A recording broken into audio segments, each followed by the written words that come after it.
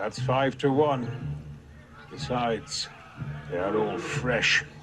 It is a fearful odds. Oh, that we now had here but 10,000 of those men in England that do no work today.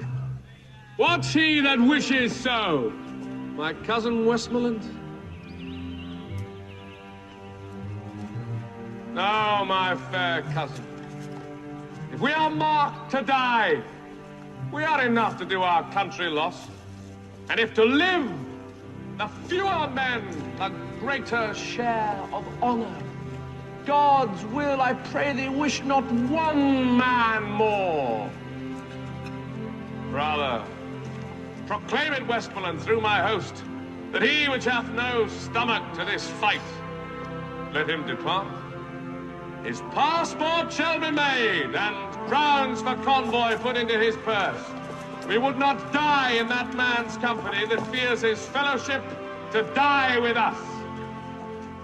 This day is called the Feast of Crispin.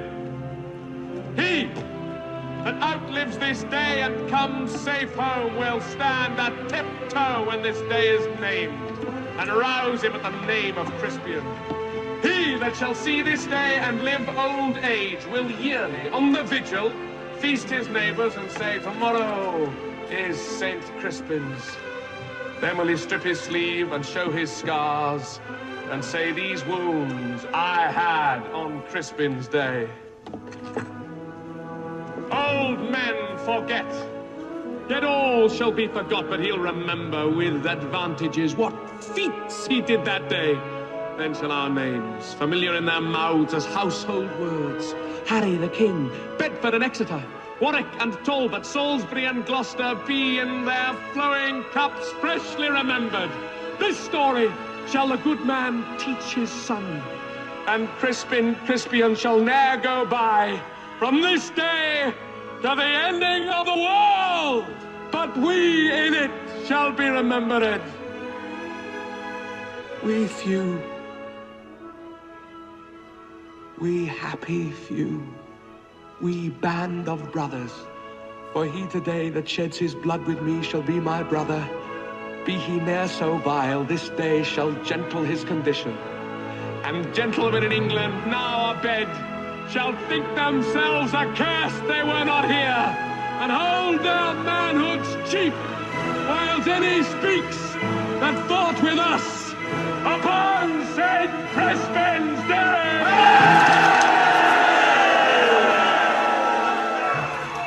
My sovereign lord, bestow yourself with speed. The French are bravely in their battle set, and will with all expedients march upon us. All things are ready if our minds be so. Perish the man whose mind is backward now. Thou dost not wish more help from England, coz? God's will, my liege.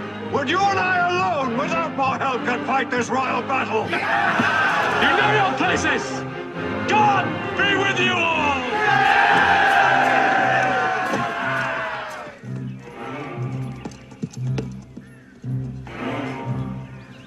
Once more I come to know of thee, King Harry, if for thy ransom thou wilt now compound, before thy most assured overthrow. Who hath sent thee now? The Constable of France. I pray thee bear my former answer back. Bid them achieve me, and then sell my bones. God! God! Why should they mock poor fellows thus? Let me speak proudly. Tell the constable, we are but warriors for the working day. Our gayness and our guilt are all besmirched with rainy marching in the painful field. But by the mass, our hearts are in the trim. Herald, save thou thy labour. Come thou no more for ransom, gentle herald. They shall have none, I swear, but these my joints, which, if they have, as I shall leave them, shall yield them little. Tell the constable.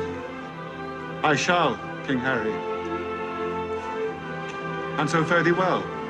Thou never shalt hear herald any more.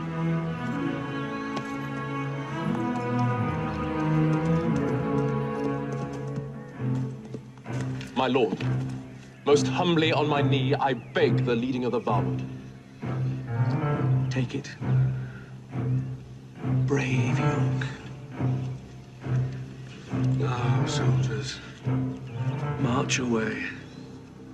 And how thou pleasest God, dispose the day.